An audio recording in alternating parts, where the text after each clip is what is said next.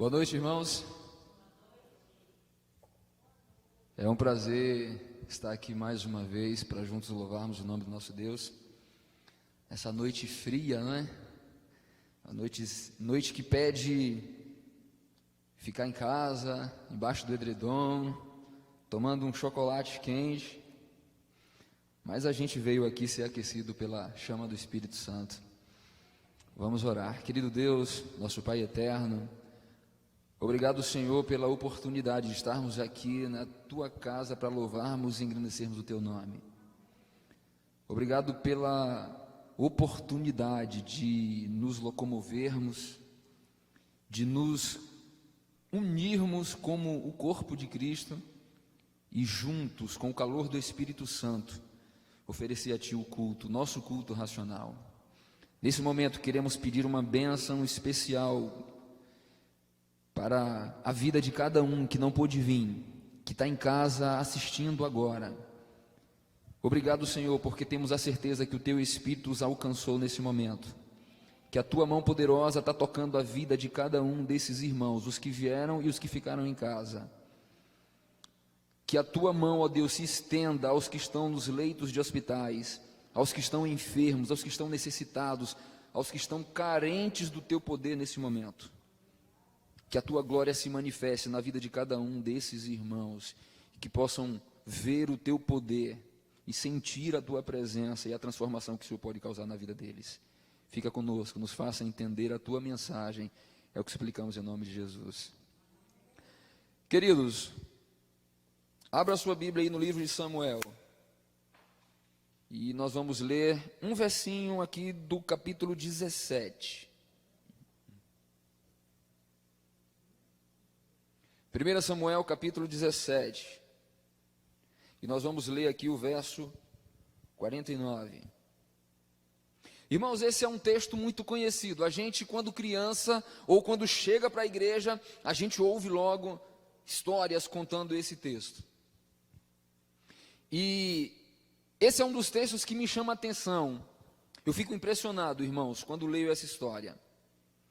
Não apenas porque Davi venceu um gigante enorme.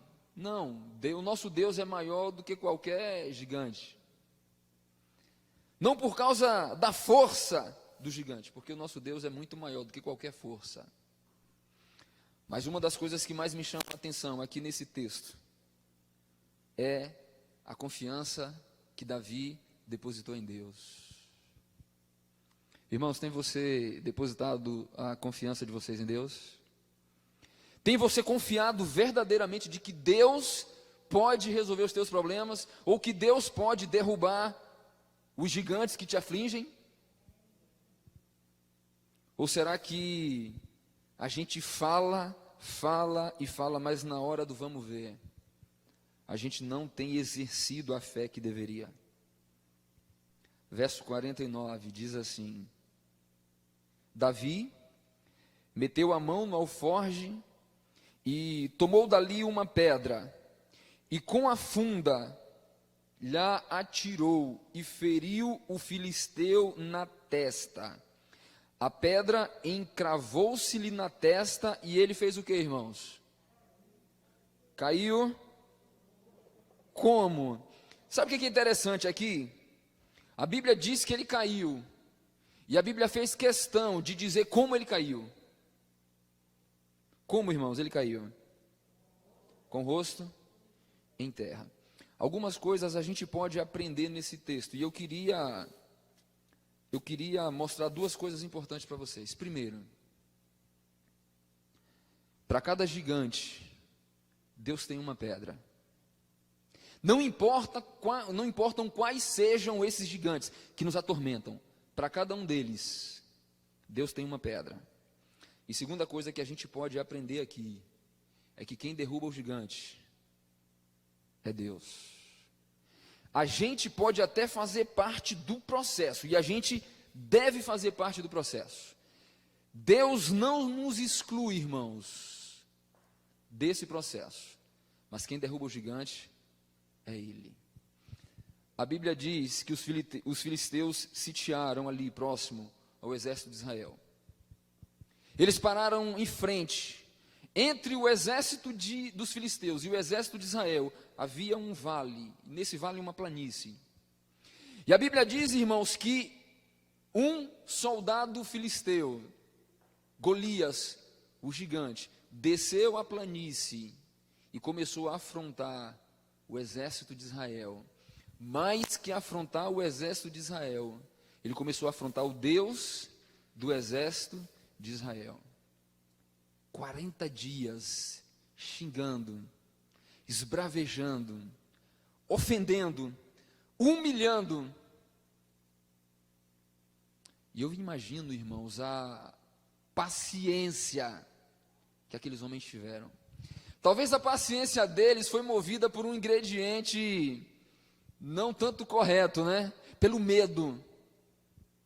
Vários soldados, irmãos, capacitados, vários guerreiros havia no exército de Israel. Mas todos ficaram com medo, inclusive o rei. Todos ficaram com medo daquele gigante. E aquele gigante ofendia, aquele gigante humilhava, esbravejava. Nos tempos medievais, quando os exércitos se encontravam, haviam duas formas de guerrearem. A primeira forma era exército contra exército. Eles se encontravam, se degladiavam, e o exército que vencesse, que sobrasse mais homens de pé, vencia.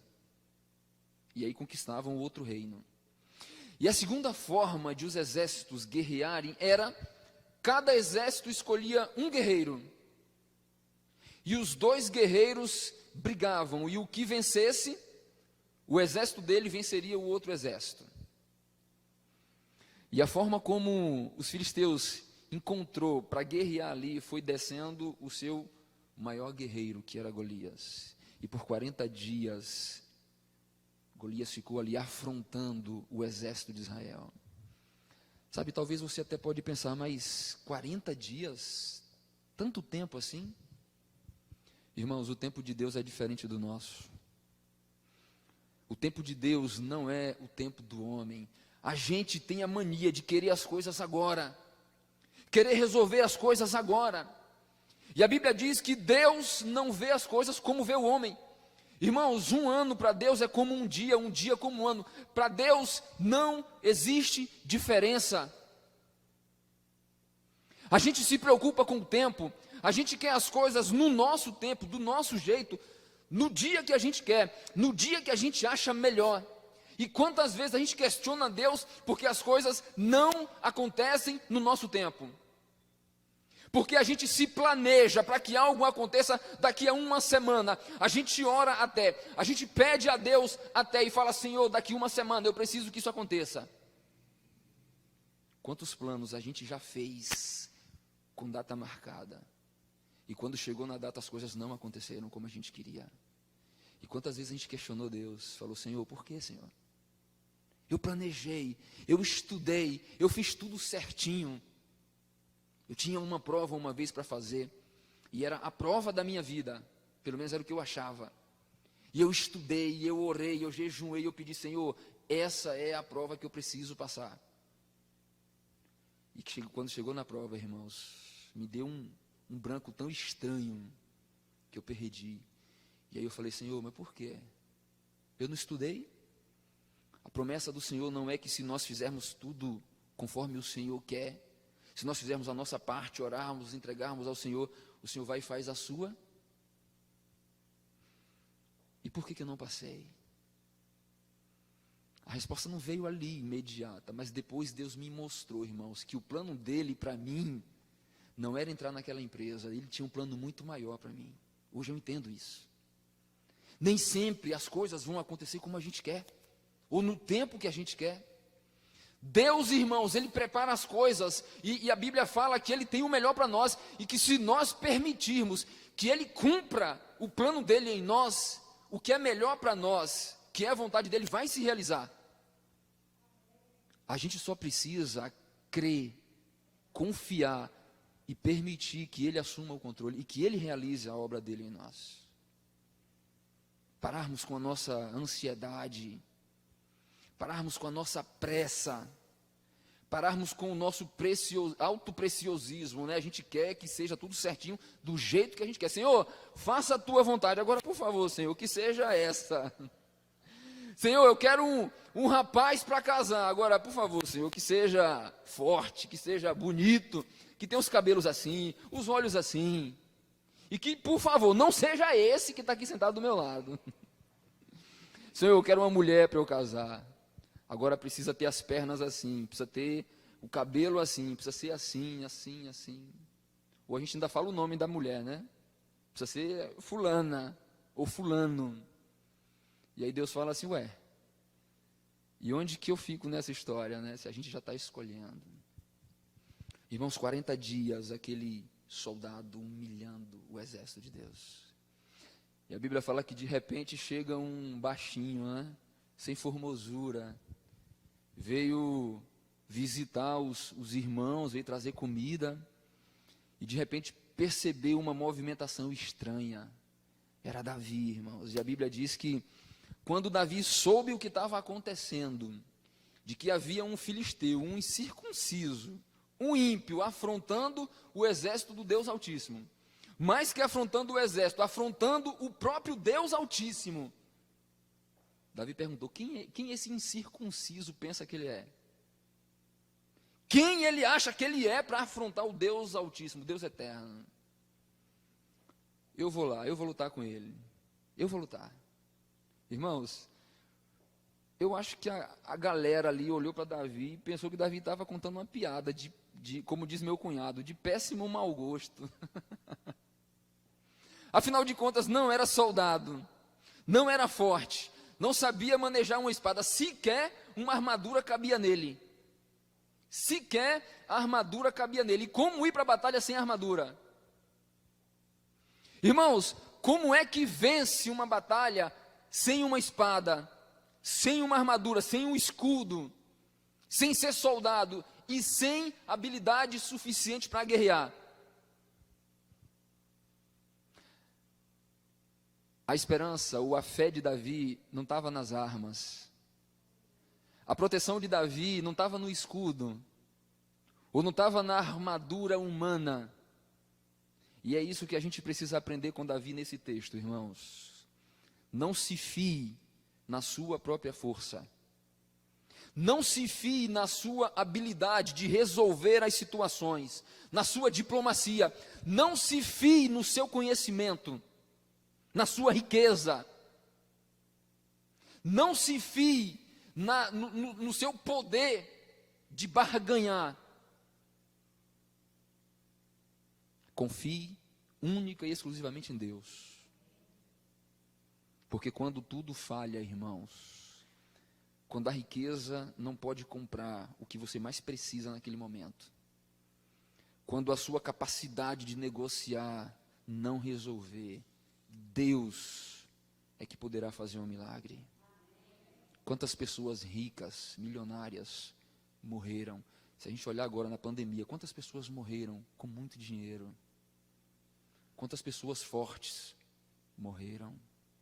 Quantas pessoas bonitas, quantas pessoas graduadas, pós-graduadas, sucumbiram? A nossa esperança, irmãos, não está nessa terra aqui, nessas coisas da vida. A nossa força não vem dessa vida. A nossa força, a nossa esperança tem que estar em Deus, única e exclusivamente em Deus. Davi saiu para guerrear. A Bíblia diz que Saul tentou até dar a armadura dele, mas não deu certo. A espada ele não aguentava, a armadura era grande, o escudo piorou. Então vai como, irmãos? Vai nu, vai com a roupa que tem. Leva a arma que tem, e a arma que ele sabia manusear era uma funda, era tipo um estilingue, né, que ele usava para poder afugentar lobos e animais que pudessem devorar as ovelhas, afinal de contas era pastor. O cajado não servia, então não levou o cajado, levou a funda. Mas a Bíblia diz que ele fez algo interessante. Ele desceu de onde estava, desceu para o vale, e do vale ele desceu um pouquinho mais, ele foi para o córrego, foi para a ribeira, e lá na ribeira ele foi catar as pedras. Sabe o que eu imagino Davi fazendo aqui no Ribeirão, no riozinho? O que vocês acham? O que vocês acham que Davi fez ali no Ribeirão? Catou pedras, não foi? Catou pedras. Só que eu acho, a Bíblia não diz, o Espírito de profecia não fala, Ellen White não escreveu, mas eu acho que no meu coração, que antes das pedras, o que ele fez, irmã? Ele orou. Eu imagino Davi caindo de joelhos ali, falando: Senhor, o que eu preciso fazer agora para lutar contra esse ímpio, contra esse incircunciso? O que eu preciso fazer? Me mostra quantas pedras eu tenho que levar, ou quais pedras eu tenho que levar. Irmãos, aqui a gente precisa entender aprender algo importante: preparação. Não adianta partir para uma guerra sem se preparar. Nós vivemos todos os dias, nós travamos todos os dias uma guerra espiritual. Irmãos, eu não consigo entender como tem cristão que vai para uma guerra espiritual sem se preparar.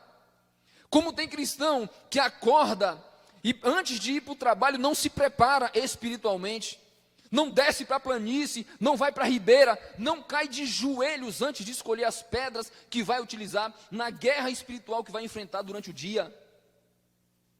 Você está em risco, tua família está em risco, teus filhos estão em risco, e você não se prepara para essa guerra espiritual. E aí quando chega diante da adversidade, quer vencer. Quando chega diante dos problemas, ou diante das tentações, das dificuldades, quer vencer sem ter se preparado. E Paulo diz que a nossa preparação é apenas uma: revestivos, pois, de quê? Da armadura de Deus. E ele ainda cita as partes da armadura que nós temos que usar, e o que é cada parte dessa armadura. E a gente quer ir, irmãos, despreparado. Davi não se revestiu da armadura humana, porque ele estava revestido da armadura de Deus. De nada vale a armadura humana sem a armadura de Deus. O que nos protege, irmãos, na guerra contra o inimigo é a armadura de Deus.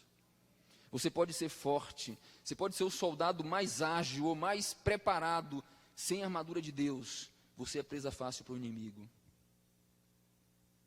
Davi desceu, escolheu as pedras, 5 pedras Davi escolheu, foi isso? Foi 5 ou foi 3? 5 pedras. Por que Davi escolheu 5 pedras, irmãos? Ele desceu confiante em Deus, sim ou não? Sim ou não? Ele sabia que a primeira pedrada, Deus poderia derrubar o gigante, ou Deus iria derrubar o gigante ia cair. Por que ele levou 5? Segunda Crônicas diz que Golias tinha mais 4 irmãos, inclusive um deles era tão grande que tinha 6 dedos, era maior que Golias. Talvez não fosse mais selvagem, talvez não fosse mais um guerreiro mais ágil que Golias, mas era maior. Então eu imagino que Davi pensou assim: bom, essa aqui é para o Golias, essa é para aquele grandão ali, essa é para aquele outro, essa é para aquele outro. Se partirem para cima. Irmãos, quem tem irmão aqui na igreja? Quem tem irmão que está aqui? Tem algum irmão aqui? 2 irmãos? Tem não? Mas está em casa, não está? Vocês já brigaram com o irmão? Quem já brigou com o irmão? Eu já engalfinhei com o irmão. Eu tinha mais 3 irmãos e uma irmã. Lá em casa tinha eu mais novo, o mais velho e os gêmeos do meio.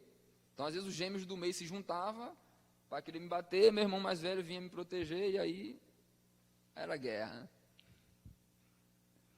No dia que você vê 2 irmãos brigando, não vá não.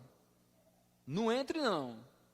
Se você vê 2 irmãos brigando, e você entrar para apartar, para ajudar, eles vão se juntar e vão picar a mão em você. Porque irmão é irmão, meu filho, é sangue. Não caia nessa não. Então Davi imaginou assim: bom, eu vou derrubar aquele ali. Vai que depois que ele caia, os outros irmãos se enfezem e venham para cima de mim. Então está aqui uma pedra para cada um deles. E aqui, irmãos, a gente entende que Deus tem uma pedra para cada gigante. Você pode estar lutando, meu querido irmão, minha querida irmã, contra 10 gigantes. Deus tem uma pedra para derrubar os 10. E essa pedra faz parte da sua preparação espiritual. Revista-se da armadura de Deus e você terá força suficiente para vencer todos os gigantes que te afligem. Mas, William, eu tenho lutado contra um gigante há meses, ou talvez há anos. Espera no Senhor, se revista da armadura, confie em Deus e deixa Deus fazer a obra. Porque na hora certa, Deus vai fazer o milagre. Se o gigante ainda não caiu, tendo você se colocado nas mãos de Deus e se revestido da armadura dele, se o gigante ainda não caiu, porque Deus não permitiu e porque talvez ainda não seja a hora, mas ele vai cair em nome de Jesus, se você permitir que Deus lute. 40 dias o gigante passou afrontando o exército de Deus. E às vezes no primeiro dia que o gigante está nos afrontando, a gente já quer que ele caia. Deixa Deus derrubá-lo no momento certo. E Davi, irmãos, pegou as pedrinhas e foi diante do gigante. E aí o gigante falou umas besteiras lá. Perguntou se acaso ele era cachorro para vir com pedras na mão. E aí Davi falou, você pode vir com sua lança. Você pode vir com esse seu escudeiro aí que está segurando seu escudo, com a sua espada, com esse seu tamanho assustador. Você pode vir com tudo isso que você vier. Eu não tenho medo, sabe por quê? Porque eu vou em nome de quem? Em nome do Senhor. Irmãos, quando nós vamos em nome do Senhor, não há gigante que resista. Quando nós vamos, nos levantamos em nome do Senhor, não há problema que perdure. Não há dificuldade, irmãos, que permaneça. Não há barreira que não caia, não há corrente que não se quebre, não há o que segure um servo de Deus que se levanta em nome do Senhor. Em 2018, eu enfrentei os maiores gigantes da minha vida. Maiores gigantes da minha vida. Perdi meu pai em junho, entrei em processo de divórcio. Perdi minha mãe em outubro. 4 meses de diferença. Eu fui ao fundo do poço emocional, psicológico, espiritual e financeiro. Porque quando uma das áreas da nossa vida se desestabiliza, outras podem ir junto. E quando eu digo espiritual, não é que eu saí da igreja, que eu saí fazendo besteira, não. É porque de certa forma te abala, te estremece. E chegou um momento, irmãos, que eu perdi completamente a perspectiva de futuro. Numa outra ocasião, eu posso contar melhor o que aconteceu para vocês. Mas no auge da minha dor, do meu sofrimento, da minha angústia, do meu desespero, Deus usou uma pessoa para ir lá, irmãos, e me trazer de volta. Eu vou contar isso melhor para vocês numa outra ocasião. Deus usou alguém, do nada, para ir lá e me trazer de volta. E, irmãos, a transformação que Deus causou na minha vida, naquele período ali, no finalzinho de 2018, depois de todos os problemas que eu estava enfrentando, a transformação que Deus causou, só quem me conhece de perto e quem está convivendo comigo, sabe a forma extraordinária, a forma miraculosa como Deus me tirou lá do fundo do poço e transformou minha vida. Tudo porque, irmãos, em algum momento ali, daquele meu sofrimento, eu clamei por socorro e eu falei, Senhor, eu não tenho força. Senhor, eu não consigo, não há maneiras de eu fazer alguma coisa para melhorar essa situação.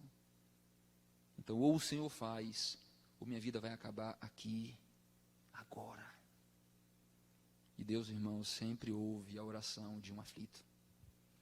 Deus sempre vem ao socorro de um filho dele, quando clama, quando desesperadamente clama por ele, ele sempre vem. E naquele, momento de escuridão, uma luz surgiu. Eu me lembro que eu saí para, sabe, pensar um pouquinho no que aconteceu e falei, que besteira que eu ia fazer com a minha vida. Eu caí de joelhos ali onde eu estava e falei, Senhor, obrigado. Eu só consegui agradecer. E menos de um mês depois, as coisas que tinham se perdido, isso financeiramente, Deus me deu 10 vezes mais. Na época eu tinha contrato com 18 empresas. E o meu sofrimento era tão grande que eu não estava conseguindo trabalhar. E eu rescindi o contrato com 16. 2 só ficaram por misericórdia a mim. Só para me ajudar. E aí 2 ficaram. Eu queria rescindir os 2, não, eu vou ficar. Eu não estava conseguindo trabalhar. E por misericórdia, por amizade, eles ficaram. E eu me lembro que eu cheguei em dezembro com uma renda de R$520. 520. Sem perspectiva, sem ter uma projeção de futuro, isso psicológico, emocional. Deus me resgatou, irmão. Deus foi lá no fundo do poço e me tirou de onde eu estava. O financeiro para mim foi só um detalhe. O mais importante foi o fato de Deus ter me ensinado a conviver com a dor que eu estava passando. Eu não estava sabendo lidar com o gigante que estava me afligindo, que era a perda dos meus pais. Eu não estava sabendo como prosseguir sofrendo tanto. Como prosseguir sofrendo tanto. E Deus me ensinou. Eu ainda não entendi o porquê. Não entendi. Um dia Deus vai me explicar. O mais importante foi ter botado a mão no meu coração e ter falado assim, ó, calma, sossega. O importante agora é só você continuar confiando e acabou, o resto não importa mais. Deus, o financeiro Deus me deu 100 vezes mais, um mês depois. 100 vezes mais do que eu cheguei em dezembro ganhando. Estruturou o psicológico, estruturou o espiritual, o físico, o emocional. Deus mostrou para mim, irmãos, que não importa qual seja a condição que nós estejamos vivendo hoje, não importa qual seja o sofrimento, não importa qual seja a dificuldade, não importa, Ele pode nos socorrer se nós clamarmos e transformar a nossa vida radicalmente. Eu sou a prova viva do que Deus pode fazer na vida daquele que clama a Ele, que fala, Senhor, eu não consigo mais, pode vir. Eu não consigo mais, estou caído aqui, eu estou rastejado. Irmãos, nesse momento eu estava com o rosto em terra, prostrado. A Bíblia diz que Davi chegou diante do gigante. O gigante falou algumas besteiras. Davi disse que vinha em nome do Senhor. Irmãos, pegou uma pedrinha aqui, meteu a mão no alforje, colocou na funda, girou e arremessou a pedra. A pedra foi na testa do gigante. O verso que nós lemos diz que a pedra entrou um pouquinho aqui e o gigante caiu. Como que o gigante caiu, irmão? Com o rosto em terra. Isso quer dizer que ele caiu para trás ou para frente? Me explica como que um gigante toma uma pedrada tão forte na testa e não cai para trás, e cai para frente. Como isso pode acontecer? Imagina que se uma pessoa tomar um tiro na testa, ela cai para onde, irmãos? Para frente ou para trás? Para trás. Se uma pessoa toma uma pedrada na testa, ela cai para onde? Para trás. Um soco no meio do nariz, ela cai. E por que Golias caiu para frente? E não para trás? Você sabe por quê? Porque não foi a pedrada que derrubou Golias. Não foi a pedrinha que, mesmo tendo batido na testa, que derrubou aquele gigante. Foi Deus que estava por trás dele aqui, irmãos, e só fez assim, Pô. Um pitelequinho de Deus aqui na nuca, E ele caiu para frente. A pedra foi só um instrumento para mostrar para aquelas pessoas que estavam ali assistindo o tamanho do Deus de Israel. Isso quer dizer, irmãos, algo extremamente importante para nós. Deus, Ele vai fazer o milagre, mas nós precisamos fazer a nossa parte. Deus estava pronto a derrubar o gigante, mas Davi precisava arremessar a pedra. Senhor, eu preciso passar na prova, então estude. Senhor, eu preciso desse emprego, então vá, distribua o currículo. Senhor, eu preciso da cura, então mude a sua alimentação, mude o seu estilo de vida. Vá fazer uma atividade física, quer ter saúde? Então tá bom, eu te ajudo a ter saúde, mas faça também a sua parte. A gente tem que parar também, às vezes, de ficar pedindo a Deus um milagre e não fazermos a nossa parte nesse milagre. O milagre só vem, irmãos, no momento ou na condição em que o homem não consiga mais fazer a parte dele.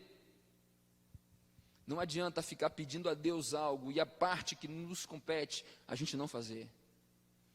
Se Davi não tivesse ido, se Davi não tivesse descido ali, clamado a Deus, se preparado, pego a pedra e arremessado a pedrinha, o gigante nunca teria caído, nunca teria sucumbido ali, para a honra e glória do nome de Deus.